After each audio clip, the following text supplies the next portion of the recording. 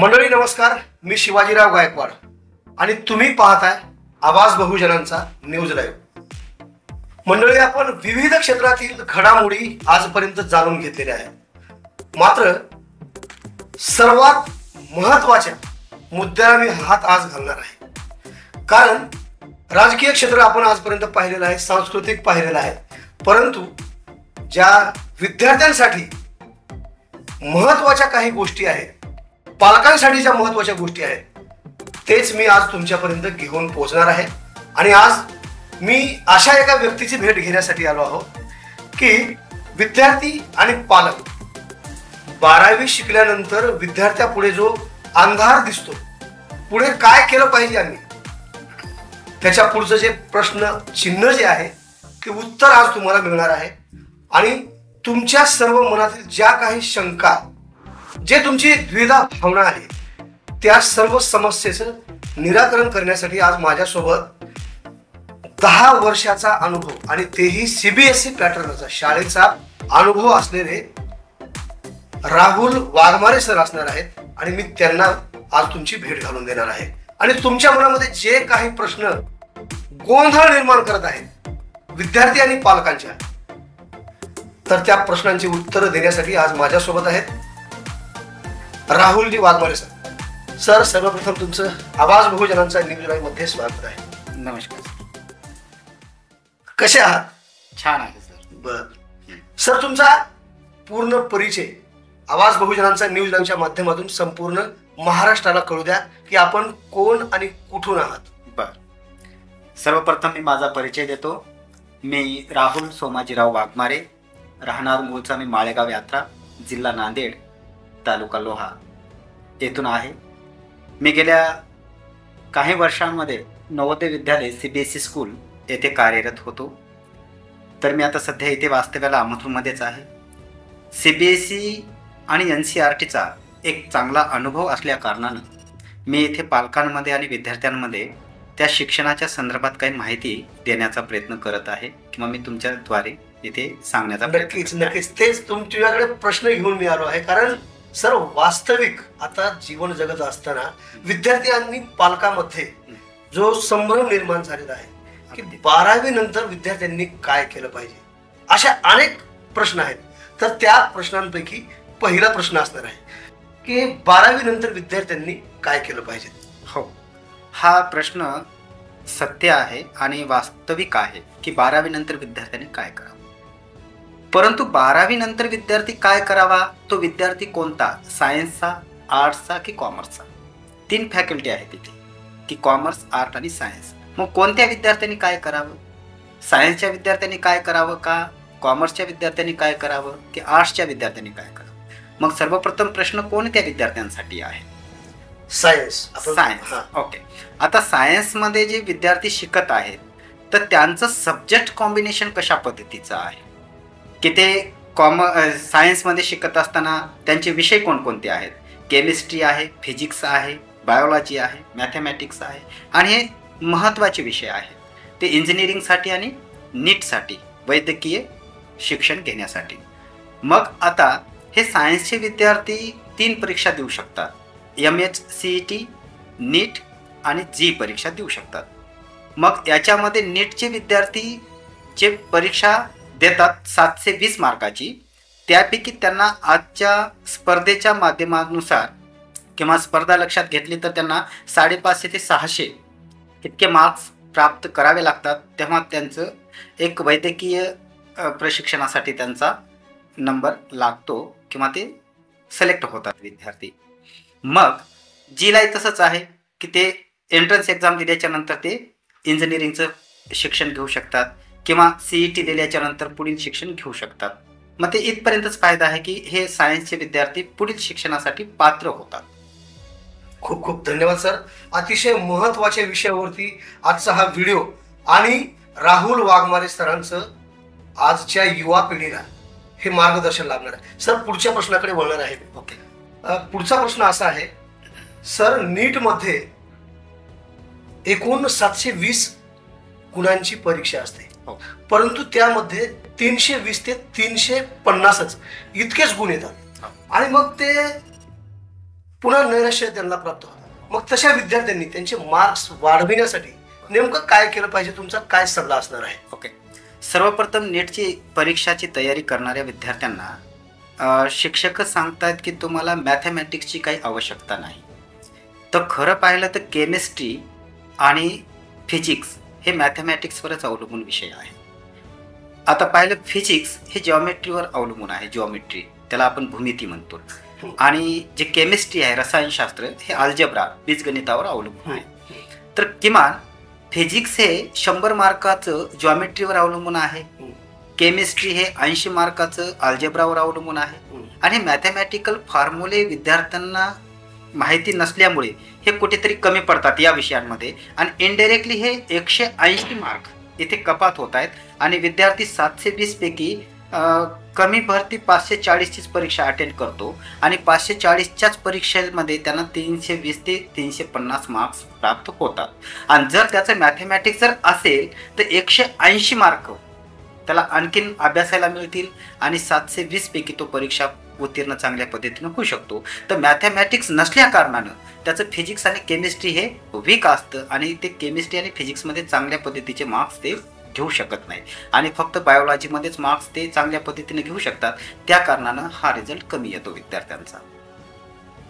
बघितलं ना विद्यार्थ्यांनो, कारण तुमच्या मनातील प्रत्येक प्रश्नांची उत्तराची उकल इथे होणार आहे. सर, माझा पुढचा प्रश्न असणार आहे, 12वी आर्ट्स केलेल्या विद्यार्थ्यांना तुमचा सल्ला काय असणार आहे? आता जे विद्यार्थी 12वी मध्ये आहेत, आता नुकतीच आता 31 डिसेंबर लास्ट होती NDA ची परीक्षा देण्यासाठी. तर NDA एक असा फील्ड आहे की नॅशनल डिफेन्स अकॅडमी UPSC परीक्षा कंडक्ट करते त्यांची. आणि 12वी सायन्समध्ये, आर्ट्समध्ये आणि कॉमर्समध्ये जे विद्यार्थी आता अपियर आहेत तर ते विद्यार्थी त्याला ते इलिजिबल असू शकतात. आणि ते NDA ची परीक्षा 900 मार्कांची आहे. कॉमर्सवाले सुद्धा गुड. हा, तर ही परीक्षा 900 मार्काची एकूण आहे. तर ह्या 900 मार्कांपैकी कमी भरती 550 मार्क्स जर यांनी प्राप्त केले तर हे इंटरव्ह्यू यांचा होतो. इंटरव्ह्यू झाल्याच्या नंतर मेडिकल होतं. मेडिकल झाल्याच्या नंतर यांना ट्रेनिंगला बोलवलं जातं आणि ट्रेनिंगमध्येच यांचं पेमेंट सॅलरी सुरू होतं, जे सॅलरी 56,100 रुपये आहे. जे IASचं सॅलरी आहे ते सॅलरी या विद्यार्थ्यांचं आहे. आणि 3 वर्षाची ट्रेनिंग झाल्याच्या नंतर त्यांना पोस्ट दिली जाते. आणि हे नोकरी खूप महत्त्वाची आणि इझी आहे. हा, विद्यार्थ्यांना 12वी नंतर नोकरीला जाण्याचा मार्ग एक सुगम मार्ग आहे. Very good. आता पुन्हा तुमचा आणखी एक प्रश्न असणार आहे, सर, नीट JEE MHCET मध्ये गुण कमी घेणाऱ्या विद्यार्थ्यांसाठी काय मार्गदर्शन असणार आहे? आता त्या विद्यार्थ्यांनी पुढे BSc ला ऍडमिशन घेतील, NDA चे फॉर्म भरतील. आता NDA ही वर्षातून 2 वेळा परीक्षा होते 370 मुलांसाठी. ठीक आहे. तर हे परीक्षा देण्यासाठी वयाची मर्यादा 16.5 ते 19.5 वर्ष वयाच्या मुलांना ही परीक्षा देता येते आणि वर्षातून 2 परीक्षा होतात. तर ह्या विद्यार्थ्यांनी जर बेसिक कन्सेप्ट क्लिअर करून जर अभ्यास केला तर हे विद्यार्थी वयाच्या 19व्या वर्षापर्यंत हे सिलेक्ट होऊ शकतात. त्यांच्याकडे हे बेस्ट ऑपॉर्च्युनिटी आहे. आणि ह्याच विद्यार्थ्यांना पुढे ग्रॅज्युएशनला जर ॲडमिशन घेऊन जर NDA बरोबर स्टाफ सिलेक्शन कमिशनची तयारी केली तर तिथे सुद्धा त्यांना नोकरी प्राप्त होऊ शकते. त्याच्यामध्ये कॉमर्सचे विद्यार्थी असतील, आता कॉमर्सचे विद्यार्थी इन्कम टॅक्स डिपार्टमेंटसाठी इलिजिबल असू शकतात किंवा LDC lower division clerk, UDC upper division clerk, OS office superintendent यांच्यासाठी ते पात्र होऊ शकतात. आणि चांगल्या पद्धतीनं ॲडमिनिस्ट्रेशन जॉब ते हाताळू शकतात हे विद्यार्थी. खूप खूप धन्यवाद सर. तुम्हाला समजेल अशा मराठी भाषेमध्ये राहुल वाघमारे सरांचं मार्गदर्शन जर खरंच तुम्हाला योग्य जर वाटत असलं, तुम्हाला आणखी वेगळे काही प्रश्न सुचत आहेत का, हे सुद्धा तुम्ही कमेंट्स बॉक्स मध्ये टाईप करून कळवू शकता. सर, पुढच्या प्रश्नाकडे आपण वळूया. आत्ताच तुम्ही म्हटलात की नॅशनल डिफेन्स अकॅडमी अर्थात NDA यासाठी विद्यार्थ्यांची योग्यता काय असणं गरजेचं आहे? विद्यार्थी हा 12वीत असावा, मूळ 12वी पास असावा, त्याला पर्सेंटेजची काही अट नाहीये, त्याचं फिजिकल फिटनेस चांगला असावं, मेंटल फिटनेस चांगला असावं आणि त्या विद्यार्थ्याचं वय 16.5 ते 19.5 वर्ष वय असावं. आणि जे अपियर आता सध्या 12वीत विद्यार्थी आहेत ते सुद्धा ती परीक्षा देऊ शकतात. आणि याच्यामध्ये फील्ड कोणती असू शकते, 12वी आर्ट्स, 12वी सायन्स, 12वी कॉमर्स हे असू शकते. आणि हे तिन्ही विद्यार्थी नॅशनल डिफेन्स अकॅडमीची परीक्षा देण्यासाठी पात्र असू शकतात. Very good. खूपच मला असं फिलिंग होत आहे सर की खरंच हे पालकांपर्यंत आणि विद्यार्थ्यांपर्यंत का पोहोचलं नसेल. आता पुढच्या प्रश्नाकडे आपण वळणार आहोत सर. आता समाज माध्यमामध्ये आम्ही फिरत असतो, अनेक ठिकाणी गेल्यानंतर काय करतोस, माझं BA झालेलं आहे, माझं BSc झालेलं आहे, पुढे काय, त्यांच्याकडे काही पर्याय नाही म्हणून ते सांगतात. मग BA केलेल्या विद्यार्थ्यांसाठी तुमचं मार्गदर्शन काय असणार आहे? आता BA केलेल्या विद्यार्थ्यांसाठी स्टाफ सिलेक्शन कमिशनच्या काही विविध डिपार्टमेंटमध्ये पोस्ट असतात. तर त्यांची ते परीक्षा चांगली 200 मार्काची परीक्षा होते. तर ती 200 मार्काची परीक्षा उत्तीर्ण झाल्याच्या नंतर त्यांना 25 ते 35 हजार रुपयांचा जॉब सेंट्रल गव्हर्नमेंटचा ते अगदी चांगल्या पद्धतीनं करू शकतात, प्राप्त करू शकतात. तर त्याच्यामध्ये खाद्य सुरक्षा डिपार्टमेंट आहे, इन्कम टॅक्स डिपार्टमेंट आहे, RTO डिपार्टमेंट आहे, जे की वयाच्या 19व्या ते 21व्या वर्षापर्यंत ही मुलं परीक्षा देऊ शकतात. त्यातल्या त्यात जर विद्यार्थ्यांचं फॉरेन्सिक सायन्स कमांडेड असेल, चांगल्या पद्धतीनं असेल, तर ते CID पण होऊ शकतात. त्यांचं चांगला उत्कृष्ट अभ्यास असेल फॉरेन्सिक सायन्समध्ये आणि science, general science, social science, तर ते CBIमध्ये सुद्धा रिक्वायरमेंट होऊ शकतात. म्हणजे असे हाय सेंट्रल गव्हर्नमेंटच्या जे पोस्ट आहेत, डिपार्टमेंट आहेत, त्या डिपार्टमेंटमध्ये सुद्धा रिक्वायरमेंट विद्यार्थ्यांची होऊ शकते. तर त्याच्यासाठी त्यांचा जो अभ्यास आहे तो अभ्यास खूप महत्त्वाचा आहे. त्याच्यामध्ये रिजनिंग, मॅथमॅटिक्स असेल, अर्थमॅटिक्स असेल, अल्जेब्रा असेल, जॉमेट्री असेल, पुन्हा सायन्समध्ये बायोलॉजी असेल, मायक्रोबायोलॉजी असेल, केमिस्ट्री असेल, फिजिक्स असेल, मग पुन्हा सोशल सायन्समध्ये इकॉनॉमिक्स असेल, हिस्ट्री असेल, जिओग्राफी असेल, सिविक्स मीन्स पॉलिटिकल सायन्स असेल किंवा इंडियन कॉन्स्टिट्यूशन असेल. तर यांचा अभ्यास थोडा बारकाईनं असणं काळाची गरज आहे. आणि हे सेंट्रल गव्हर्नमेंटचे रिक्वायरमेंट पोस्ट असल्या कारणानं तिथे हिंदी आणि इंग्लिशला थोडं विशेष प्राधान्य आहे. तर विद्यार्थ्यांना फक्त इंग्लिशकडे आणि हिंदीकडे जास्त लक्ष देवावं लागेल. Very good. BA झालेल्या विद्यार्थ्यांसाठी जसं आपण मार्गदर्शन केलं, अनेक विद्यार्थी BSc करून सुद्धा काय करत आहेत म्हटल्यानंतर ते बेकारीच आहे म्हणून सांगतात. BSc करणाऱ्या विद्यार्थ्यांसाठी काय असणार आहे मार्गदर्शन? आता BSc जे विद्यार्थ्यांनी केलेले आहेत, आता त्यांचं सब्जेक्ट कॉम्बिनेशन कशा पद्धतीचं आहे, की त्यांच्यामध्ये केमिस्ट्री त्यांचं कसं आहे, बायोलॉजी त्यांचं कसं आहे, पुन्हा फिजिक्स कशा पद्धतीचं आहे, मॅथ असेल तर मॅथमॅटिक्स कशा पद्धतीचं आहे, आणि त्या विषयाचं नॉलेज त्यांना कशा पद्धतीचं आहे. आणि नॉलेज तर त्या विषयानुसार त्यांचं चांगला असेल तर ते ॲडमिनिस्ट्रेशनच्या फील्डमध्ये किंवा क्लरिकल फील्डमध्ये चांगल्या पद्धतीनं गव्हर्नमेंट आणि नॉन गव्हर्नमेंट डिपार्टमेंटमध्ये सुद्धा नोकरीला जाऊ शकतात. आणि त्या सर्वांसाठीच एक स्टाफ सिलेक्शन कमिशनचा एक खूप महत्त्वाचा आधार आहे आपल्या इकडच्या विद्यार्थ्यांसाठी. आता विद्यार्थ्यांमध्ये आणि पालकांमध्ये काय भावना आहे की विद्यार्थी जर UPSC करतो म्हणलं तर त्याला खूप खर्च लागतो किंवा वेळ लागतो, ही एक नकारार्थी भावना रुजलेली आहे मनामध्ये. जर आपल्या इकडचा विद्यार्थी, त्याला जर आपण हे शिक्षण शिकवालो, कोणत्या धोरणाने शिक्षण शिकवालो की त्याला नोकरी लागावी किंवा रोजी रोटीचा प्रश्न सुटावा, या संकल्पनेतून आपण हे शिक्षण शिकवत आहोत. का शिक्षणाची कन्सेप्ट ही आहे की विद्यार्थी 10वीच्या वर्गामध्ये 95% घ्यावा आणि त्याचा सत्कार करावा, किंवा 12वीमध्ये 90% घ्यावेत, 95% घ्यावेत आणि त्याचा सत्कार करावा शाल श्रीफल देऊन. मग त्याच्या पुढं काय आहे? तर त्याच्या पुढे विद्यार्थी 12वीच्या नंतर त्याचं भाकीत भविष्य ठरवण्याचा जो मार्ग आहे तो 8वीपासून विद्यार्थी कशा पद्धतीचा अभ्यास करत आहे त्याच्याकडे. कारण UPSC MPSC मध्ये जो अभ्यास प्रश्न विचारले जातात ते 5वीपासून 12वीपर्यंतच्या बेसवरच विचारले जातात. जर इकडच्या विद्यार्थ्याचा जो बेस आहे 5वी ते 12वीपर्यंतचा, हा बेस जर चांगला परफेक्ट झाला तर ते चांगल्या पद्धतीनं परीक्षा उत्तीर्ण होऊन वेगवेगळ्या डिपार्टमेंटमध्ये क्लास 1 क्लास 2चे पोस्ट धारण करू शकतात आणि कार्य करू शकतात. खूप समाधान वाटलं आपल्या या उत्तरामुळे. पुढचा प्रश्न आहे, BCom करून सुद्धा अनेक तरुण आहेत, BCom करून आता दुसरेच काही कामं करत आहेत. हो ना. त्या विद्यार्थ्यांसाठी तुमचं मार्गदर्शन, त्यांचा सल्ला काय असणार आहे? आता BCom विद्यार्थ्यांचं ऍक्च्युली म्हणजे त्याचं कॉमर्शियल एज्युकेशन आहे, व्यावसायिक एज्युकेशन आहे.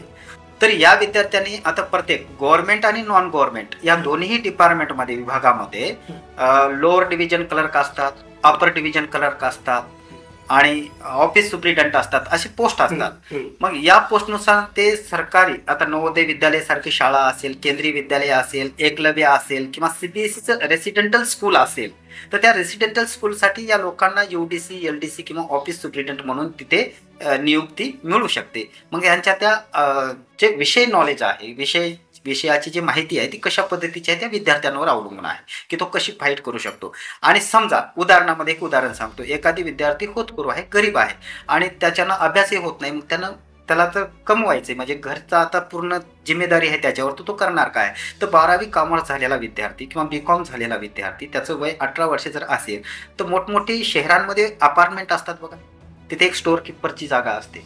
आता हे किती लोकांना माहिती आहे. तर स्टोअर किपर म्हणून तो तिथे रुजू होऊ शकतो आणि त्याला 15 ते 20,000 रुपये पेमेंट तिथे मिळला जातो. मग आता आपण मोठमोठे जे अपार्टमेंट आहेत मुंबई सारख्या पुण्या ठिकाणी, तिथे गव्हर्नमेंटनं सांगितलेलं आहे की जसं की वसतिगृहाला एक अधीक्षक असतो तसा स्टोअर किपर असावाच लागतो. तर स्टोअर किपरचं काम काय आहे की पूर्ण अपार्टमेंटमध्ये राहणाऱ्या लोकांच्या नळाची व्यवस्था कशा पद्धतीची आहे, त्यांच्या घरातल्या लाईटीची पद्धती कशी आहेत किंवा ते पूर्ण लक्ष देणं किंवा केअर करणं हे स्टोअर किपरचं काम आहे. मग एका अपार्टमेंटमध्ये एक स्टोअर किपर असतो, तसा की नवोदय विद्यालयामध्ये एक स्टोअर किपर असतो आणि स्टोअर किपरची पोस्ट हे कॉमर्सच्याच विद्यार्थ्यांसाठी अवेलेबल असते, हे व्यावसायिक शिक्षण असल्यामुळे. मग हे स्टोअर किपर जे आहेत, स्टोअर किपर म्हणून ते नवोदय विद्यालय असेल किंवा रेसिडेंटल कोणतं स्कूल असेल किंवा साधं अपार्टमेंट असेल, प्रायव्हेट बँकिंग असेल, तर इथे हे विद्यार्थी रुजू होऊ शकतात परीक्षा देऊन किंवा मुलाखतीच्या माध्यमातून सुद्धा ते एखाद्या कंपनीमध्ये जाऊ शकतात चांगल्या पद्धतीने. अगदी समाधान होतंय, कारण विद्यार्थी आणि पालकांमध्ये जी द्विधा, जी स्थिती निर्माण झालेली आहे, वास्तविक जे सध्या समाजामध्ये सुरू आहे, कारण BSc असेल, BA असेल आणि BCom असेल, यांच्यामध्ये जी नैराश्यता वाढलेली आहे, त्या नैराश्यतेवरती आपण काय केलं पाहिजे. राहुल वाघमारे सरांचा सल्ला तुम्हाला नक्कीच आवडला तर ही बातमी जास्तीत जास्त आपल्या मित्रांसोबत, आपल्या नातेवाईकांसोबत आणि जितके लोक तुमच्या संपर्कात आहेत त्यांच्यासोबत शेअर करायला सुद्धा विसरू नका. पुढचा तुमचाच प्रश्न घेऊन आणखी मी पुन्हा राहुल वाघमारे सरांकडे जाणार आहे. सर, B.Ed त्याच्यानंतर BPed करून सुद्धा त्या तरुणांमध्ये अगदी उदासीनता खचखचून भरलेली आहे. मग त्यांच्यासाठी तुमचा काय सल्ला असणार आहे? बरं, आता आपल्या इकडे 12वी उत्तीर्ण झालेले विद्यार्थी D.Ed करतात. होय. ग्रॅज्युएशन कम्प्लीट झाल्याच्या नंतर B.Ed करतात. हो. आणि BPed करतात. काही विद्यार्थी M.Ed सुद्धा करतात. हो. मग आता अशा विद्यार्थ्यांसाठी आता आपल्या इकडे जर वास्तविक चित्र पाहिलं तर D.Ed आणि B.Ed आणि BPed हे शिक्षण नगण्य झाल्यासारखं झालेलं आहे, म्हणजे नसल्यासारखं झालेलं आहे. उदाहरणार्थ आता D.Ed चे विद्यार्थी काय करणार आहेत, तर सेंट्रलमध्ये एक CTET ची एक्झाम होते. CTET? CTET एक्झाम होते. ती परीक्षा झाल्याच्या नंतर ती परीक्षा नॉन व्हॅलिड आहे, म्हणजे त्यानं अमर्याद आहे. तर त्याच्यानंतर PRT म्हणून केंद्रीय विद्यालयामध्ये आणि CBSEच्या स्कूलमध्ये जे गव्हर्नमेंट आणि नॉन गव्हर्नमेंट दोन्ही आहेत, PRT हे प्रायमरी टीचरच्या एक व्हॅकन्सी हे होते, जाहिरात येते आणि ती परीक्षा दिल्याच्या नंतर त्यानं प्रायमरी टीचर म्हणून तिथे जॉईन होऊ शकतो. आणि त्याच्यासाठी आता हे CBSEच आहे ना, आता पूर्ण CBSEकडे चालू आहे.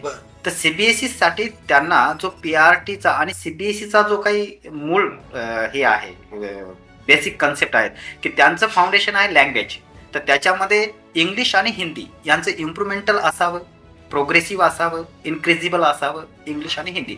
तर ही लोक CBSEची शाळा, उदाहरणामध्ये नवोदय विद्यालय आहे, केंद्रीय विद्यालय आहे, एकलव्य स्कूल आहे आणि रेसिडेंटल CBSE काही स्कूल आहेत.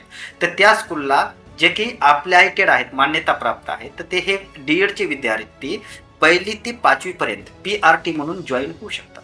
आणि B.Ed केलेले जे विद्यार्थी आहेत तर त्यांचं सब्जेक्ट कॉम्बिनेशन कशा पद्धतीचं आहे, तर हे विद्यार्थी केंद्रातली CET देऊ शकतात आणि TGT ट्रेन ग्रॅज्युएशन टीचर म्हणून ते कोणत्याही CBSE स्कूलला इंटरव्ह्यू देऊन किंवा परीक्षा देऊन, फॉर एक्झाम्पल पोद्दार ही शाळा आहे, ठीक आहे. आता पोद्दार शाळा आहे तर हे आणि स्वामी विवेकानंदांचे पण स्टेटेबल शाळा आहेत, तर त्या शाळांमध्ये एक कॅन्डिडेट्सचं एक्झाम घेतल्या जातं आणि एक्झाम घेतल्या नंतर मग त्याचा इंटरव्ह्यू घेतला जातो आणि त्याला सिलेक्ट केलं जातं. काय रेसिडेंटल स्कूल आहेत, काय नॉन रेसिडेंटल स्कूल आहेत. आता स्वामी विवेकानंद CBSE स्कूल आहे तर तिथे पण अशा पद्धतीची रिक्वायरमेंट होतात, विद्यार्थ्याची निवड होते विषयांसाठी TGT म्हणून. हे विद्यार्थी 5वी ते 8वी पर्यंत हे शिकवतात, BA B.Ed, BSc B.Ed आणि BCom BEdचे. आणि त्याच्यानंतर एक PGT म्हणून असतात, ते MA BEd, MSc BEd, MCom BEd जे असतात ते 9वी ते 12वी पर्यंतच्या विद्यार्थ्यांसाठी शिक्षक म्हणून तिथे नियुक्ती त्यांची केल्या जाते. मग आता त्यांचं जे कम्युनिकेशन आणि कन्व्हर्सेशन जे स्किल आहे हे हिंदीमध्ये आणि इंग्लिशमध्ये उत्कृष्ट पद्धतीचा असावा, आणि त्यांचा जो विद्यार्थ्यांसाठी योगदान विषयाच्या संदर्भात आहे ते कशा पद्धतीचं देऊ शकतात ते त्याच्यावर अवलंबून आहे त्यांचं. धन्यवाद सर. आता आणखी महत्वाच्या प्रश्नाकडे वळणार होतो आपण. आता सध्याची पालकांमधली जर परिस्थिती जर बघितली तर CBSE हा शब्द त्यांच्या समोर ऐकायला त्यांना मिळाला की माझा पाल्य CBSE शिक्षण घेऊ शकतो का, असा प्रश्न त्याच्या समोर उभा राहतो. तर आपल्या विद्यार्थ्यांना CBSE हे शिक्षण शाळा जॉईन करता येते का, हो हा प्रश्न आहे. हो, करता येतो. आता CBSE म्हणजे काय वेगळं नाही आहे, जसं की स्टेट बोर्ड आहे तशाच पद्धतीनं CBSE, C म्हणजे सेंट्रल आहे, B म्हणजे बोर्ड आहे, आणि S म्हणजे सेकंडरी आहे, E म्हणजे एज्युकेशन आहे. CBSE हे एक बोर्ड आहे, जसं की स्टेट बोर्ड असतं, आपलं लातूर बोर्ड आहे, पुणे बोर्ड आहे, तसं दिल्लीचं बोर्ड आहे CBSE, जसं की ICC बोर्ड पण असतं. मग आता हे जे मुलं आहेत आपल्या इकडचे, हे पूर्ण मुलं, आता समजा एखादी माणूस त्याचं MA जिओग्राफी झालेला आहे, MA हिस्ट्री झालेला आहे आणि BEd झालेला आहे, तर PGT जिओग्राफी आणि PGT हिस्ट्री म्हणून तो शाळेला जॉईन करू शकतो. आणि इकडे एक संभ्रम असा आहे की CBSEच्या शाळेमध्ये शिकवणारा जो व्यक्ती आहे, आता नवोदयचा माझा स्वतःचा अनुभव आहे, मी स्वतः 6वी ते 8वी पर्यंत सोशल सायन्स शिकवलेला आहे. एकच PGTचा जो व्यक्ती आहे जिओग्राफीचा किंवा PGT हिस्ट्रीचा जो व्यक्ती आहे तो सिविक्स, हिस्ट्री, इकॉनॉमिक्स आणि जिओग्राफी 4ही विषय शिकवू शकतो. ते कॉम्बिनेशन असतं. आता इकडे जर झालं की MA जिओग्राफी आहे, मग मराठी माध्यम आहे, मग तुझं सिलेक्शन होऊ शकत नाही. का होऊ शकत नाही? माझं सिलेक्शन नवोदयमध्ये होऊ शकतं, तर याचं शिक्षण का होऊ शकत नाही? किंवा आता महाराष्ट्रातले काही बहुतांशी लोक नवोदयमध्ये आणि केंद्रीय विद्यालयामध्ये काम करत आहेत ना, मग CBSE बोर्डनं त्यांना का ठेवलेलं आहे? मग महाराष्ट्रामधल्या ज्या CBSEच्या शाळा आहेत यांना मराठी भाषिक कॅन्डिडेट्स नको आहेत. हे का, कशासाठी? मग महाराष्ट्रातला माणूस इंग्लिश बोलू शकत नाही का? त्या महाराष्ट्रातल्या कॅन्डिडेट्सकडे विषय ज्ञान नाही का? आहे, उत्कृष्ट पद्धतीचा आहे, कारण तो त्या सानिध्यात नसल्या कारणानं ते संभ्रमात आहे की हा जो आता उदाहरणामध्ये 9वीचं भूगोल आहे, इकडे 10वीचं भूगोल आहे, स्टेट बोर्डला मराठीतून आहे, सेंट्रल गव्हर्नमेंटमध्ये इंग्लिशमधून आहे, कारण ते नॅशनल लेवलचा सिलेबस आहे, हा स्टेट बोर्डचा सिलेबस आहे.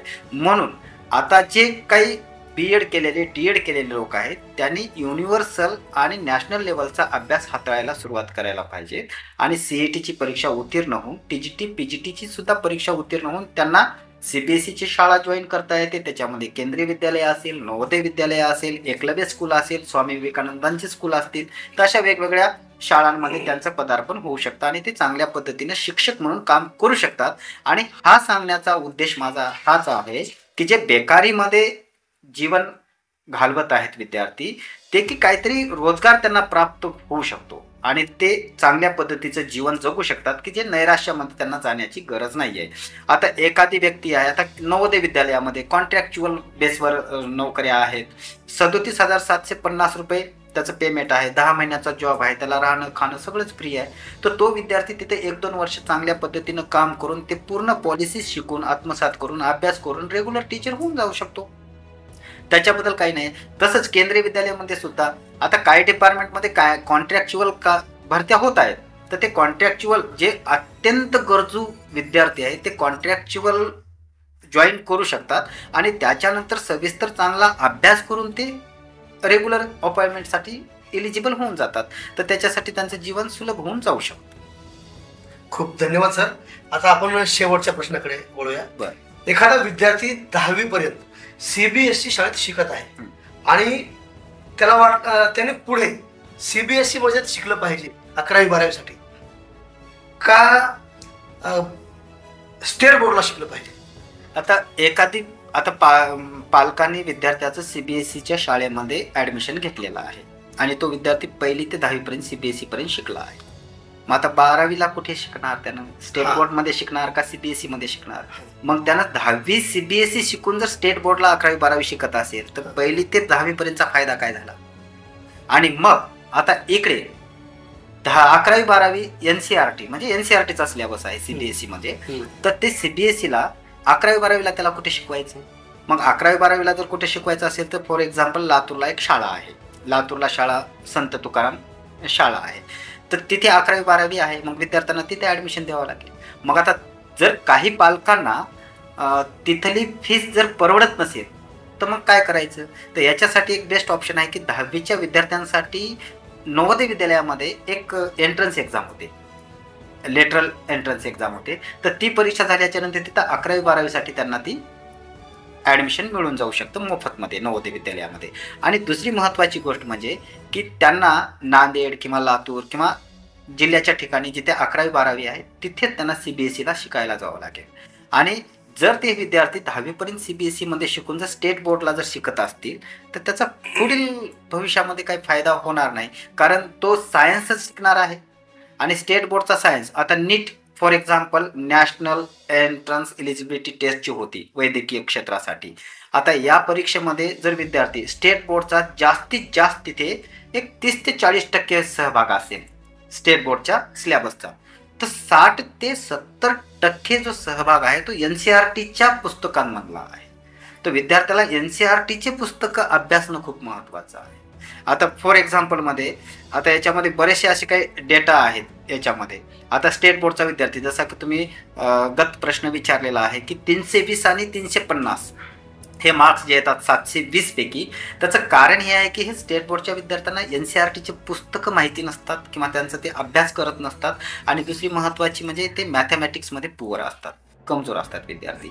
मग हे सगळं हे प्रश्न लक्षात घेता जर विद्यार्थ्यानं 10वीच्या नंतर 11वी 12वी NCERTमध्येच केला, CBSEमध्येच केला, तर त्याचा पुढील भविष्यामध्ये जो की कॉम्पिटिटिव्ह एक्झामसाठी त्याचा खूप मोठा फायदा होऊ शकतो. आणि जर 10वीमध्ये CBSEमध्ये शिकून जर स्टेट बोर्डच्या 11वी 12वीला तो येत असेल शिकायला तर त्याचा फारसा फायदा होणार नाही आहे. तो CBSEमध्ये जो शिकला आहे तो त्याचा फायदा इकडे काहीच होणार नाही. तर याच्यासाठी CBSEचा विद्यार्थी CBSEमध्ये जाणार आहे. मग 10वीच्या नंतर CBSEच्या 11वी 12वी शाळा कुठे आहेत हे महत्त्वाचं आहे. आता बरेचसे विद्यार्थी आहेत फॉरेन्सिक सायन्सला यांना ॲडमिशन घ्यायला पाहिजेत. फॉरेन्सिक सायन्स इकडे माहिती नाही आहे, त्याला आपण न्यायिक विज्ञान म्हणतो. समजा फॉरेन्सिक सायन्सचं जर एज्युकेशन विद्यार्थ्यांना घेतलं तर ते विद्यार्थी CBIच्या डिपार्टमेंटमध्ये किंवा CIDच्या ज्यावेळेस रिक्वायरमेंट निघतील तर तिथली एक्झाम देऊन तो ऑफिसर होऊ शकतो. तर अशा पद्धतीचे काही एज्युकेशनल जे आहेत की हे डिपार्टमेंट आपण विद्यार्थ्यांना काय केलं पाहिजेत की आता डिपार्टमेंटल त्यांना अभ्यास दिला पाहिजे की तुम्हाला कोणत्या डिपार्टमेंटमध्ये जायचे आणि त्या डिपार्टमेंटसाठी काय सिलेबस आहे तो सिलेबस हाताळणे. जर आणि ही तयारी जर आपण 8वीपासून करत राहिलो विद्यार्थ्यांसाठी तर विद्यार्थी एका चांगल्या जॉबला लागू शकतो. हे महत्त्वाचं आहे. खूप धन्यवाद सर.